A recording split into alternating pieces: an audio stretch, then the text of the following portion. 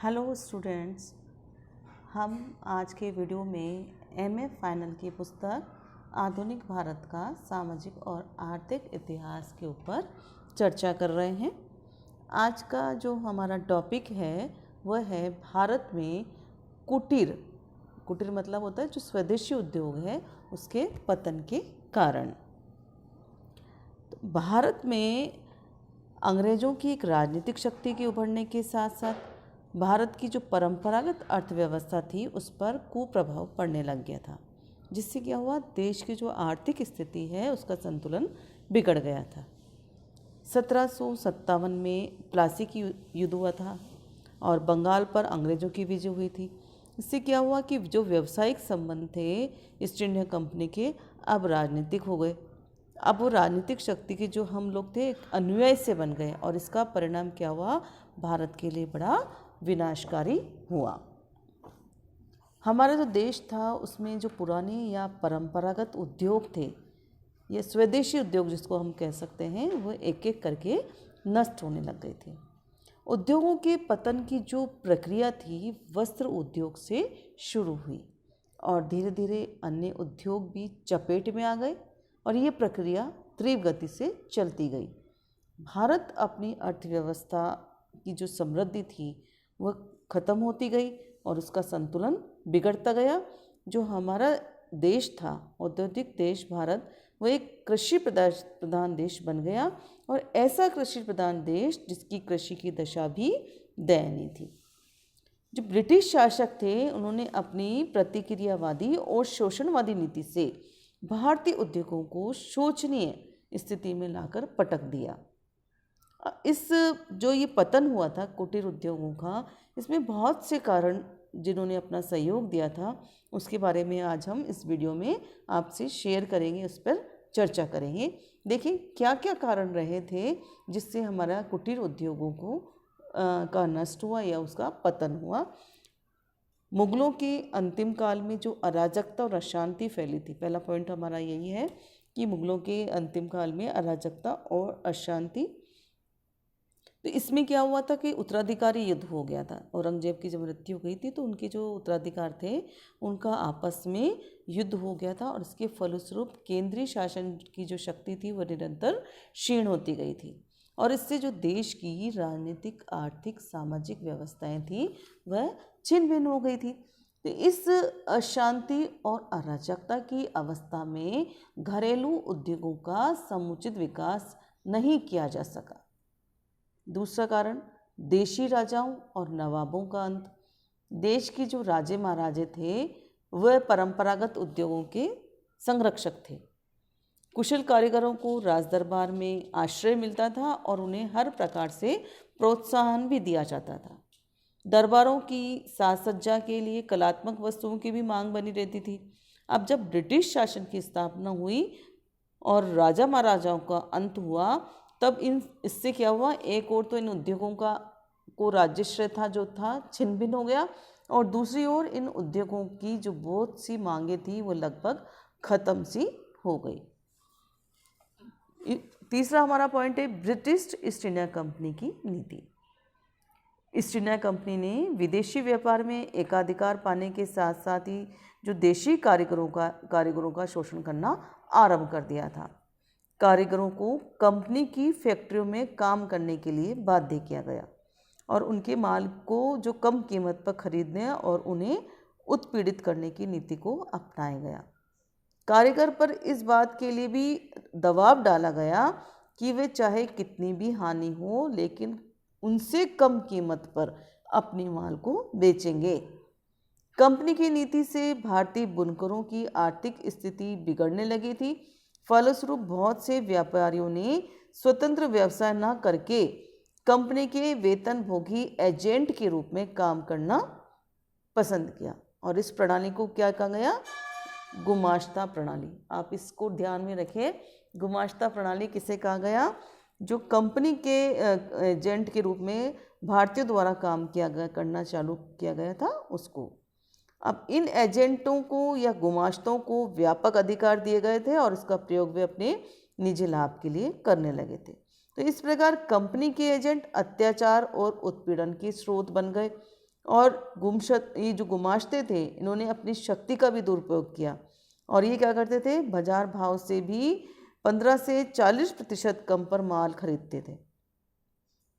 बुनकरों का भी भारी शोषण होने लगा था। तो इस तरह से देश में जो विख्यात सूती वस्त्र था उसके उद्योग को भी हानि हुई। कारीगरों में काम करने का उत्साह ही खत्म होने लगा और धीरे धीरे घरेलू उद्योग समाप्त सा होने लगा। बनी सी बात है, जब आप किसी चीज़ पे लागत लगा रहे हैं और वो लागत ही हमें नहीं मिल पा रही है तो उससे क्या होगा कि उत्साह तो समाप्त होना ही है। क्यों व्यक्ति इतना कार्य करेगा कि उसको उसकी लागत का पैसा ही ना मिले। तो इस वजह से ये उद्योग है समाप्त होने लगे थे। औद्योगिक क्रांति का भी कुप्रभाव पड़ा था इस हारने में, विनाश में, या हस्तशिल्प का विनाश जो हुआ था उससे। क्योंकि इससे क्या हुआ था, मशीन जो निर्मित सामग्री थी वह कच्चे माल और ये सस्ते में मिलने लग गई थी। तो इससे क्या हुआ कि स्वदेशी बाज़ारों में वो पिछड़ गई, स्वदेशी जो माल थे वह पिछड़ गए। भारत का जो पुराना ढर्रे का औद्योगिक संगठन ब्रिटेन के नवीन शक्तिशाली औद्योगिक संगठन का मुकाबला ही नहीं कर सका और इस तरह से वह अंतिम सांस लेने लग गया था। इस पाश्चात्य सभ्यता व शिक्षा का प्रभाव, इसमें क्या हुआ, मांग की कमी हो गई थी। हमारे जो हस्तशिल्प या कुटीर उद्योगों का है उसकी मांग में कमी हो गई थी, क्योंकि ब्रिटिश उद्योगों द्वारा मशीन से निर्मित मालों के प्रति अब लोगों का आकर्षण बढ़ने लगा था। साथ ही साथ जो पाश्चात्य शिक्षा थी उसने जीवन के नए मापदंड निर्धारित कर दिए थे।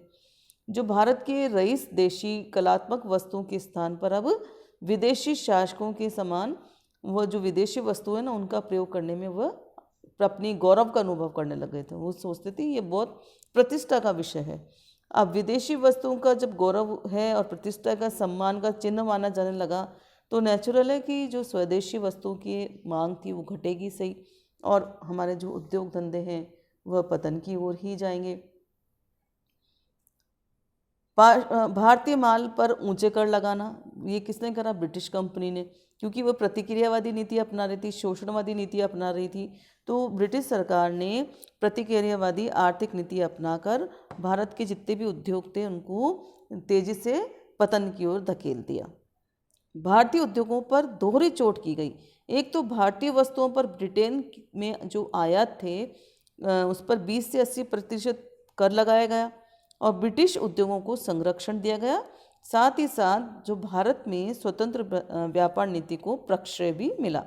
इसका परिणाम क्या हुआ कि एक और तो भारतीय विदेशी उद्योगों से निर्मित वस्तुओं के निर्यात को गंभीर क्षति हुई और दूसरी ओर ब्रिटिश उद्योगों द्वारा निर्मित वस्तुओं से भारत के जो बाजारों को भर दिया गया। अब ये जो मशीन निर्मित वस्तु हैं वह देशी वस्तुओं की तुलना में और विदेशी वस्तुओं का उपभोग बढ़ने से क्या हुआ, घरेलू उद्योग धंधों का विनाश होता चला गया। विदेशी व्यापारियों द्वारा कारीगरों का भी शोषण किया जा रहा था कि देशी नरेशों की शक्ति क्षीण होने से, जैसे कि हमने पहला पढ़ा, ब्रिटिश सरकार का संरक्षण पाने से जो ब्रिटिश व्यापारी और एजेंट भारतीय कारीगरों का हर प्रकार से शोषण करने लग गए थे।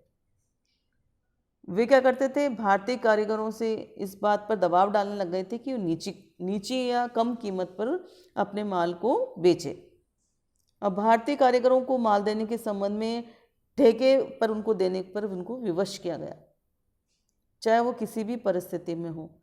तो इससे क्या हुआ, उन्हें भारी नुकसान पहुंचा और कमर तोड़ नुकसान भी उठाना पड़ रहा था। परिवहन के आधुनिक साधनों का विकास हो गया था, जिससे क्या हुआ कि भारत के आंतरिक भागों में तक जो ब्रिटिश माल था वो भेजा जा रहा था और इससे क्या हुआ, भारत का जो कच्चा माल है वो बटोर कर अपने देश ले गया और खुद का जो निर्मित माल था इन साधनों द्वारा, आधुनिक साधनों के द्वारा भारत के आंतरिक मालों में भी, भागों में भी वो भेजने लग गए। जब ब्रिटिश कारखानों का सस्ता माल देश के भीतरी भागों में पहुंच गया और भीतरी भागों का कच्चा माल समुद्री जहाज़ों के द्वारा ब्रिटेन ले जाया गया, तो ऐसी स्थिति में हमारे जो उद्योग थे उसका पतन होना स्वाभाविक ही है। इसी तरह कंपनी की व्यापारिक एकाधिकार की समाप्ति। 1833 में कंपनी के व्यापारिक जो अधिकार थे समाप्त करके संपूर्ण भारतीय व्यापार सभी अंग्रेज व्यापारियों के लिए खोल दिया। इससे क्या हुआ, ब्रिटेन का जो निजी साहस भारत में अबाधित रूप में प्रवेश करने लगा। निजी कंपनियां, ठीक है, तो निजी जब कंपनियां या निजी जो लोग थे भारत में आने लगे तो इससे क्या हुआ, देश में पाश्चात्य ढंग के बड़े बड़े उद्योग स्थापित हो गए और ये घरेलू उद्योगों को समाप्त करने के लिए काफ़ी थे। भारत में जो उद्योगपति थे वह पहले क्या करते थे, पूंजी घरेलू उद्योग में लगाते थे, अब वह नए उद्योगों में रुचि लेने लगे। साधनों के अभाव में, प्रतिस्पर्धा की स्थिति में जो देश के घरेलू हमारा उद्योग था उसका पतन होना आवश्यक हो गया, यह स्वाभाविक हो गया। भारतीय अर्थव्यवस्था का ब्रिटिश क्षेत्र में विशिष्टीकरण। ब्रिटिश नीति इंग्लैंड के औद्योगिक हित में भारतीय अर्थव्यवस्था का विशिष्टीकरण कर रही थी। जो जो ब्रिटिश सूती वस्त्र उद्योग विकसित होता गया, ब्रिटिश रुचि एवं नीति कपास के कृषि क्षेत्र में विस्तार करने की जैसी हो गई। जैसे बंगाल में जूट उत्पादन विशिष्टीकरण भी हुआ। विभिन्न प्रकार के जो कच्चे माल थे जैसे कपास, खाले, तिलहन, जूट, रंग आदि जो ब्रिटिश औद्योगिक क्रांति के प्रगति के लिए आवश्यक थे के निर्यात को प्रोत्साहन दिया जाने लगा।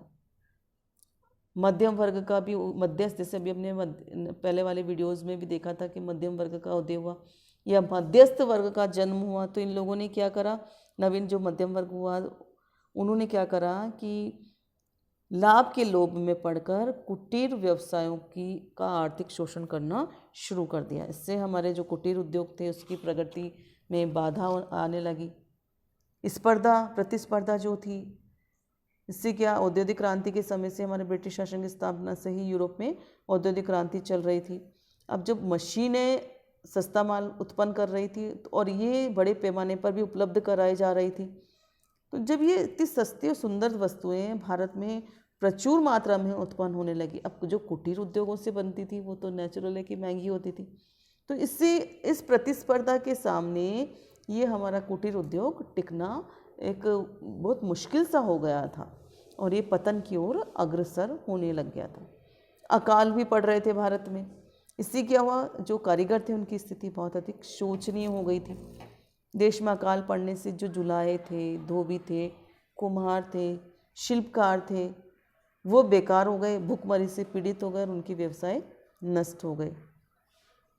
अपरिवर्तनीय दृष्टिकोण। जो भारतीय कलाकार परंपरागत कलात्मक वस्तु के निर्माण में कुशल थे, वे समय के साथ साथ अपनी कारीगरी व कला में परिवर्तन नहीं ला सके। मतलब जैसा था ना, जैसा का जैसे चल रहा था, समय की मांग के अनुसार व्यक्ति को ढल जाना चाहिए, नहीं तो वो नष्ट हो जाता है। और यही हमारे साथ हुआ, यही हमारे कुटीर उद्योग धंधों के साथ हुआ। इससे क्या हुआ, उनकी जो परंपरागत उत्पादित माल थे उनकी जो मांग थी वो घट गई और वे नष्ट प्राय हो गए। प्रशिक्षण का अभाव। भारत के जो कारीगर थे अशिक्षित थे, अज्ञानी थे, निर्धन थे, पुराने विचारों के थे और उन्हें ऋण देने वाले साहूकार अब विदेशी वस्तुओं का प्रयोग करने लग गए थे। तो इससे क्या था कि दिनों दिन कारीगरों की आर्थिक स्थिति खराब होती जा रही थी और वे परंपरागत प्रशिक्षण की सुविधाएं प्राप्त ना कर सके और इससे प्राचीन हस्तकला लुप्त होने लग गई थी। कारीगरों को अपना माल बेचना कठिन हो गया था। अब आजीविका के लिए अपने परंपरागत उनको व्यवसाय का परित्याग करना ही पड़ा। अब वो उनको नया व्यवसाय करना पड़ा और इसके फलस्वरूप क्या हुआ, कुटीर व्यवसायों का परित्याग हो गया या पतन हो गया। ग्रामीण आत्मनिर्भरता का अंत।